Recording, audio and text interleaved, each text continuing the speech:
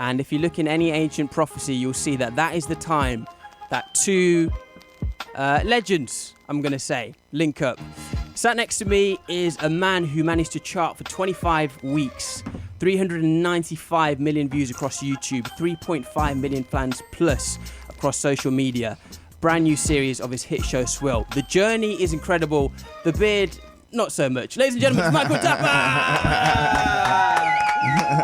In the building. What's poppin'? Dude, I mean, April 2017 was the last time you were in Reprezent. Yeah, I remember. Jeremiah. I feel like life might have changed a little bit since then. Yeah, man, a lot. You know, proper grateful, man. Thank God, thank the people. You know, bro, appreciate Represent. It's nice to come back in here. You know. Yeah, man. You always gotta keep it humble. Do you know what I'm saying? Nah, trust. Hey, that intro was crazy. But that is your life now, and it's so awesome to see. Yeah. And you know, we've got some catching up to do. Defo. So first time you and me met was actually at an event. You were hosting this event. It was called Boy Boss, I think. And it was showcasing it was showcasing like some, you know, talented males, whether they be videographers, artists, and you were hosting. And at the end I got up to ask a question. Yeah. And you pointed at me and you were like, "Yo, Munya, I see you doing your thing." And I was like, at this point we didn't even know each other. Yeah. We had a brief chat after that. And we've sort of always kept in touch. But this is good because we get to have a conversation. Yeah. If you're not at the pinnacle now, you're certainly heading towards your pinnacle. Yeah. I've just started out, so it's a conversation I'm excited to have. Yeah, love. All right, so let's talk. So first thing I want to know is your parents. Yeah. They always take a little bit of convincing, isn't it? Certified. When you start doing stuff, it always takes a little while to kind of get mumsy and dad on board. Certified. Across the last however many years it's been since you've been here. Yeah. Can you tell me about the moment that you saw realization in your dad's eyes when he was like, "Actually, I think this might work out for Michael," you know? Do you know what? I don't think he... boy, when did that... I don't even know when the moment was. Is it still not there? No, he knows. You know, obviously, come on, man. Do you know what I'm saying? Like, yeah, they know, but I think he... It's the first time he put on the Gucci slippers, isn't it? Walking around in the Louis Vuitton robe. Do you know what? I'm trying to actually figure it out. I don't even think it was a time. I just think it was a build up of things, innit? And then I think he just realized, damn, like, yo, this dude's somewhere else. Has he been to one of your shows? And have you locked eyes with him? Because it's obviously got to be an experience when you're busy spitting lyrics in a massive coat. He's been to I brought him to what was that? Capital Jingle Bell Ball. I think I met you there as well. No, that day. That was a different JLS lookalike. Nah, man, you was there. I swear down, you was there. You was backstage. Oh yeah, on the red carpet. I don't forget stuff. Trust me. You was there backstage, red carpet. But yeah, I brought him there because there was like 20,000 people, and that was crazy. And obviously, I bring him to like premieres and little bits here and there. Do you get what I'm saying? But yeah, you know, that's got to be a good feeling. Yeah. And you know, the thing is, obviously, for the last couple of years, before Swill 2 came out, which we're going to talk about in a bit, you've been busy doing music. You've been busy touring music. You've been forced to like all of a sudden live the life of a musician. Yeah. Is there anything about that life that has really surprised you as somebody who maybe wasn't going to do that in the first place? Nah, do you know what? See, with the life of a musician, it was always a part of I was always going to make music. I was always making music regardless before, like, I brought out anything to do with Big Shaq. Do you get what I'm saying? If you go back on, like, any of, like, my old videos and stuff, I used to spit with my brother. I used to spit with myself. But we just used to spit for fun. Just bare banter. Do you get what I'm saying? So, anything that surprised me, musician, the life of a musician is just very fast paced. It's very different to acting and comedy. You know, acting and comedy it's more, you got a proper, like, it's more slow paced. And the musician's life is way more glamorous. It's a way more glamorous field than a comedian's or acting's. How did you feel the first time you had to do hair and makeup when someone was like, "Right, Michael, come on, got to separate the brows now"? Oh, I'm done. No, do you know, it's I don't know. Yeah, it felt weird at first, innit? Do you know what I'm saying? 'Cause, you know, It feels like facial wipes. You feel like you're exactly. When they put powder on you, the weirdest thing is when they put like this tracing paper on you to like get that sweat off your head. Yeah, you go through the whole of high school thinking, all right, that's just me, gleaming Mick forehead. Yeah. And then all of a sudden you're like, actually, we could solve that once and for all. Yeah. In terms of like, obviously, when you're at these concerts and these festivals and stuff, you see other artists. Yeah. In the green room, backstage. Are there any encounters you've had that have had you shook? Nah. No encounters, period. No, what, so you stay solo?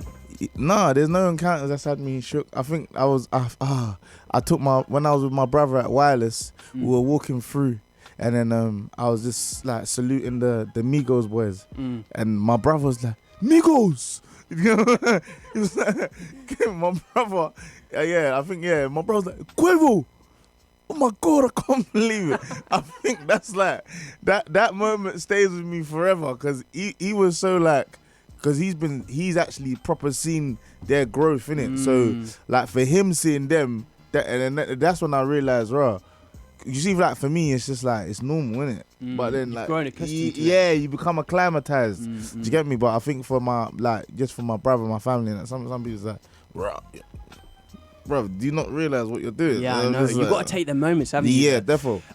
So one thing I'm excited for, one thing I always kind of fantasize about doing really well and getting to that point is just the food you're probably able to eat. I found a tweet from you in like 2014, which was, you tweeted Virgin Trains. You said, look, you're the best trains in the UK, Virgin Trains, but please, please, please get back your lemon drizzle cake in first class. Yeah. When was that? 2014? No, so maybe even before that. Is lemon drizzle still a part of your life? Because you've got to remember your beginnings. Nah, bro. I haven't eaten lemon drizzle cake in time. I would love to though. I might. Let's get some lemon drizzle cake today. Yeah, let's get some in it. Let's get some lemon drizzle cake today. I'm pretty sure on a high street full of Caribbean shops, one of them has lemon drizzle cake. Trust me. You know what I'm saying? Mash it up. But what's the Michael Dapaah tour rider? Oh, do you know what? I'm proper simple. You know, we do tour rider. We do like Nando's chicken. Yeah. How spicy though? Because this is something that could instantly impact your career. Bro, I myself a mango and lime with a touch of ice. Mango, no, mate. It's because you're light skinned, mate. So you're in the middle, mate. It's not in my DNA. No, I do like a medium or a hot or a peritema, depending on how the taste buds are feeling. You smell me? I got some. I just have water on my rider, fruits. Some sweets sometimes, and then maybe like a bottle of champagne or some Ciroc or get it bopping. Yeah, but more time if you come to my house, I have like loads of like alky there, and I don't even drink like that. It's there. Bro, I tried Magnum for the first time the other day. Yeah. Disgusting. It's horrible. It's like... Oh, Magnum in the small bottle? Yeah, it's the black one. Like Cowpole went wrong. I'm not trying to drink that. You see what I'm saying? I'm not trying to drink that. It doesn't... That might... I don't know. It just doesn't look entertaining. Even look at the branding on the cap. It's like a little chode bottle, isn't it? Do you know what I mean? I'm not in it. All right, so one more question before we jump into a quick song, and then we'll continue afterwards to talk about the new series. Chat to me. You've done a lot. You've done a lot. Yeah. You've performed in front of thousands of people. Yeah. You've clocked up millions of views. Yeah. You have written an entire comedy series. Yeah. Is there anything that you can't do? A simple thing that you still haven't mastered? For example, I can't use lighters. I don't know how to use a lighter. Bro, that's like the most simple thing. Every time I've used a lighter, I've got third-degree burns on my thumb. Seriously? Is there anything that I can't do? Can you swim? Yeah, I can swim. Okay. Okay. I can swim okay. Like, if I was to jump in water, I can survive. The butterfly is still a bit but I can survive. Is there anything that I can't do? Bro, that's a proper sick question. Do you want to think about it? Yeah, please. Okay. Let me think about that. He'll think about it, all right? Great for you. Still joined by the man behind Bang Bang, the biggest tune for a few years, actually. And the brand new series of Swill 2. 395 million views and counting. Ladies and gentlemen, Michael Dapaah is still in the building. Love. And before the break, actually, no, you're not talking about Young T and Bugsy, talking about H. Yeah. You know how H has been on this streak at the moment of showing, like, people have been getting tattoos of H's lyrics on their bums? Yeah. Have you had anything like that yet? Yeah, I've had loads of them, man. What tats have surprised you? I think someone got like Shaq on and in his jacket on their like their hand here. That's mad. Yeah, literally in the jacket on their hand here. I've seen tattoos like, I don't know, like chest, back. Have you had any bums yet?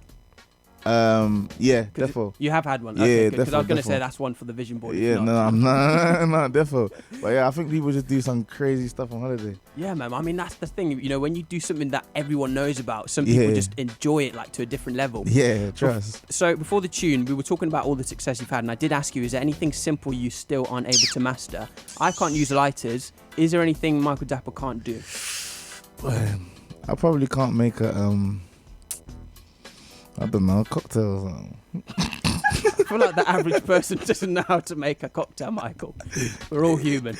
Yeah, that's what I'm saying. I can't make a cocktail. But, well, I'll tell you something you can do. You have an incredible ability to create different characters and different lives. Yeah. To write them and produce them and put them into a series. Yeah. Which is out now. Swill 2 is out now. Yes. Already there's talk around this particular banger, which could be on the way. Let's have a little listen. Over your ting that's my new whip goes Cardi B ting money count out goes in the back of the car with the tints.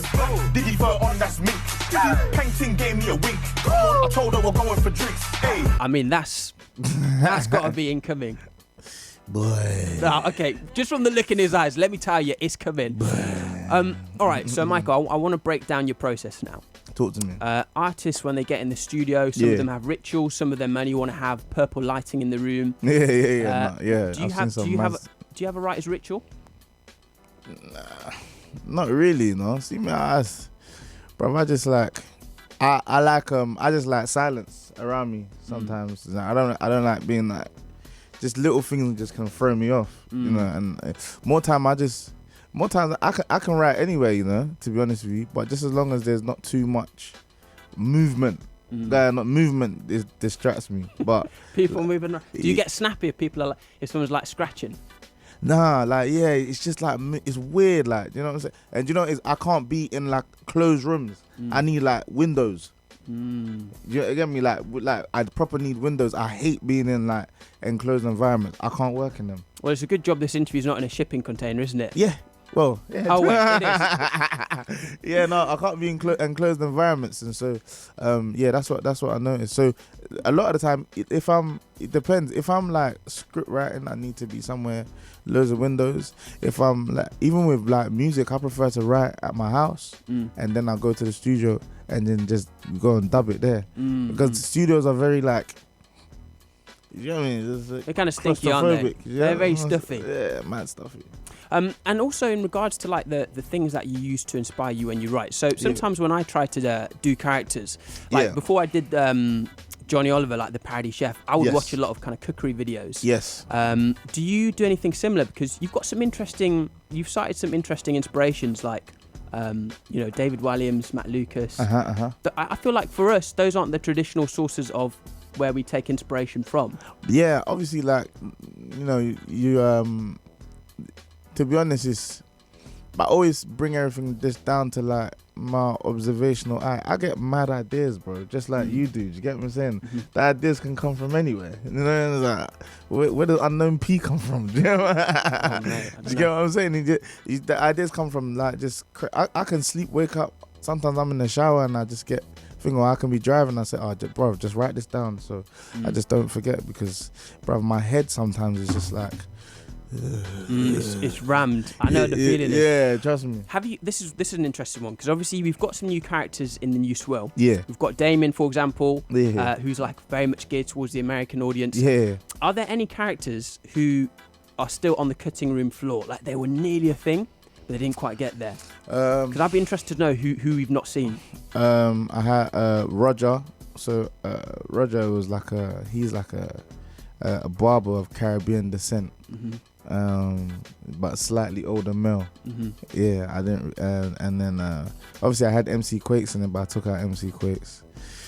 There's a few bits of like there's a few, but I think the closest one was Roger. That I kind of just. And was that would have been based on someone you knew? What's definitely. It's my barber's. So you know you have your barber, the guy that cuts next to my barber. Yeah. He's like a very like he's a character. And you always think to yourself, like, what would it be like if he was cutting my hair? Because it's like the grass is green. Nah, he's not ever gonna cut my hair. He cut my hair once and it was a shambles. I'm not going back there. I've got to be honest with you here. I'm going to just confess. I really struggle with barbers, man. Seriously. For example, when your barber cuts your hair, when he's doing the front of your hairline, does he kneel? Does he like squat over your knee? Nah, that's. Because honestly, I shouldn't be feeling warmth on my knee whilst you're doing my hairline. Bro, that's mad. Let me look at your hairline. Yeah, you got the nearly the pizza boy, but it's alright. You're good. I've got the pyramid, haven't I? No, but you're good. Do you know why? Because you got a bit of the afro. Bro, you're wearing a beanie, alright? So you don't. Do you know what it is? Where I was coming from was mad cold and it was actually raining. So okay, just show me a little bit of the hairline. Oh no, my hair's cool. Look. I'll be the judge of that, My hair's Michael. cool. My hair's cool. It's looking a little bit like a tectonic plate. No. Mine's untectonic. Mine's straighted. Mine's ruled off, mate. Some things don't change. Hairlines is one of them. Straighted blood. You know them ones there. Popcorn. Yeah. I was amazed the other day when I was going through your tweets, and he was somebody who'd retweeted one of the videos. Yeah. Obviously, in the last series, you picked up fans like Drake, and then just numerous others. Yeah. With the new Swirl 2 series, Yeah. is there anyone who's responded to it that blew your mind because you never expected them to watch it? Nah. I think the Wiley shows like he messages me so much about it, bro. Really? Yeah. Saying. Like, bruv, this is amazing. Quite grumpy. Yeah, no, but it's like if you even go on his page, bruv, he's videoed clips from it, and he's just like, bro, you're the best. No one can't chat to you. Nothing. It's comedy, music. No one can't chat to you. You're the best. It's kind of aggressive, isn't it? Nah, but he's the godfather, really. So if he's sharing love, you gotta, bro. Cause remember, I was watching Wiley when I was in school. So like, for him to come and to tell me that, bro, that's like, bro, it's mad homage, bro. Regardless of whatever anyone says, regardless of boom, bro, it's mad respect and homage all the time, bro. Because, I hear that, man. It's mad, bro. I was watching Wiley when he was doing tell us what you call it then. Do you remember that? Well, I was in Zimbabwe, so we didn't have Wiley. We had like a knockoff. We had like a smiley or something. You was in Zimbabwe. When did you when did you come back? When I was 12. 12? It's a bit of a sticky one still. You know? Took a little while with the passport in that. So, Michael, just to kind of bring things full circle, just because I'm running short on time. Your vision board is something that is a recurring theme in your interviews. It's something that you always root yourself back to. And I'm imagining that lots of the stuff on the vision board is stuff that you've done. Yeah. You're very secretive about it, which I know. Yeah. But you've done your research. Yeah. Is there anything? Is there one thing on there now that you can tell us is still a goal for you? I know you went jet skiing the other day. Yeah, that was sick. Tight little one thing. Do you know what I want to do? I want to go to the Blue Lagoon in Iceland. In Iceland? Yeah, the Blue Lagoon. Because it's outside, but apparently the water's warm. And I don't believe it. Bro, let me take you to the Blue Lagoon in Zimbabwe, man. I get a proper discount. And we'll go to the barbers as well. I'm not interested. And we'll listen to my version of Wiley as well. I'm not interested. Yeah, all right. 2020, I'll see you there. No, hold tight, Zimbabwe. Anyone from Zimbabwe listening, I love you. Don't make it. I'm not making it seem like I don't love you. I love you, bear. I love you, bear. And final question before we leave. Obviously you're good friends with a guy called Big Shaq. Yeah. Decent MC, not the best I've heard. Yeah. And I'm good mates with a guy called Percy, the posh drill rapper. I think there was a little bit of a mix-up over... Well, there was some sort of fictional beef between them. Yeah. Do you know whether Big Shaq ever actually heard anything Percy said about him? Yeah, defo. Under fire in the booth with Charlie. Yeah, that's what. Yeah, definitely. What was his reaction when he heard that? Ha. Because he knew he'd been defeated. Nah. Yeah. He's like, what's this? So great. Nah. So brilliant. Nah. So special. How dare he? In a camel jacket and black gloves and his granddad's hat. Fashion icon. Right.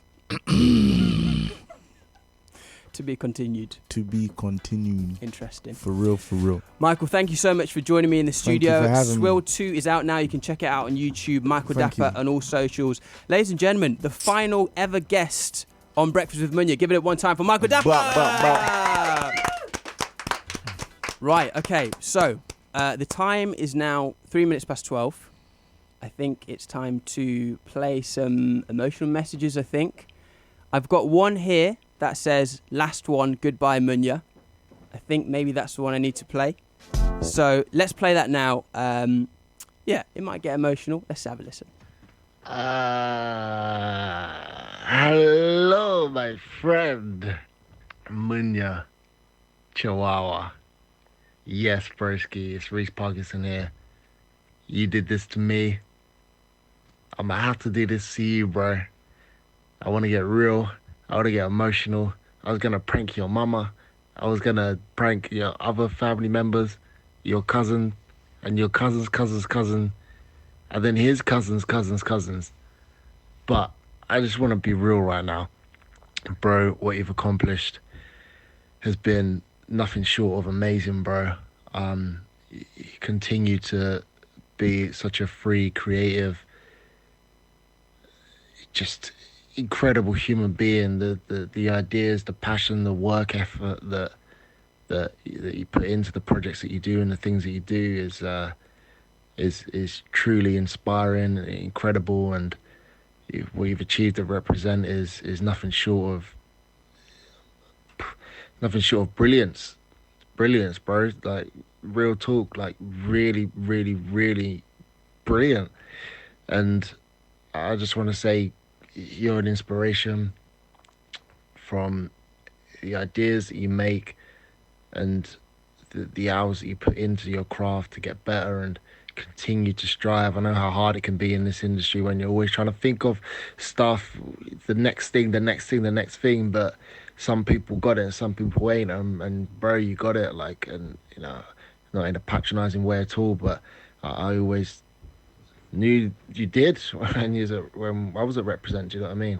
So bro, continue to be a light that shines, because your content can really change somebody's day and really change somebody's mood. And I think it is just incredible what you're doing, bro. So I'm sending you much love. Hopefully catch up with you soon, bro. And good luck with whatever you decide to do and whatever path you decide to go down, because whatever it is, you're gonna crush it. So vast love, my brother. Keep smiling, keep shining, and love. Wow, big thank you to One Extra's Reese Parkinson here, my brother from Reprezent from back in the day. All right, ladies and gents, so we've had some incredible guests pass through the studio. Michael Dapaah, the singing dentist, today. Obviously, lots of hard work and lovely messages from everyone. It's time for a little message from me. Now, obviously, being the sort of masculine icon I am, I don't really want to cry, so I used a little bit of help in putting this together. Oh, the keys have started. Here we go, get the tissues out. Not in that way. So, big man like Munya didn't want to cry in front of the mandem, and so he's asked me, a past version of himself, to do this speech. And then he's going to do the last two lines, because, you know, life isn't fair. So, here we go. When I first moved to London, I was in a tiny box room in Clapton, sandwiched between a crack house and probably a murderer's flat. I didn't have any friends, I didn't have any family, and after a few days, I didn't have any job. But it's okay, because I knew that I wanted to join Reprezent Radio. I'd seen a friend tweeting about it before I moved, and I knew that that is where I wanted to go. I sent a few emails, didn't get a reply, classic Adrian and his light-skinned tendencies. But then after a few weeks, I saw that they were auditioning for new presenters. I sent in my application tape, and a few weeks later, I was presenting on the station. Up till now, I've done about 500 hours of radio with over 100 guests and 0 complaints with Ofcom. And yes, I may have blackmailed them a few times to get that figure, but that doesn't matter now. But despite those figures, they're not even the things I'm most grateful for. I'm grateful to Reprezent for introducing me to Adrian Newman, station manager and sexy beast, who's helped me achieve 1,000 victories by letting me make 10,000 mistakes and having the patience to help me master them. Adrian is Reprezent, and I think every presenter here owes a huge part of their future careers to him for the home that he's made for us here. I'm grateful to Reprezent for being a place that I can run into with jerk chicken that will give me food poisoning a few hours later, to get out of the pouring rain, or to get into a massive debate about J1's new track with talented young creatives who all have dreams and all have a passion for making it. And most importantly, I'm grateful to Reprezent for introducing me to my best friends. Latifa and Alana, who gas me up every weekend. Eliane, who still manages to smile after a 69th shift that week. And of course, to Gabs and Scott, who have sacrificed so much of their time and their lives to see me, as the front man of the radio show, achieve my dreams. Honestly, you two mean more to me than I can explain. And Scott, even though you decided to be farting around in Birmingham doing this employment thing rather than being at my last show, I know I've made a friend for life with you. Gabs, you know the rest, huh? They say that true creatives are either dead or insane, and thanks to all of my friends here, I have never been close to either. However, it's time for me to pack up my six-pack and try to conquer the next challenge before my visa expires. I don't know where that might be, but Classic FM, if you're listening, DM me. Back to you, present tense, Munya. So, for the last time ever, thank you to everyone who has ever listened to my show. You've been listening to Munya Chihuahua on Reprezent 107.3 FM, the sound of young London, the sound of home. Gonna take you to the glory. I can't stand it.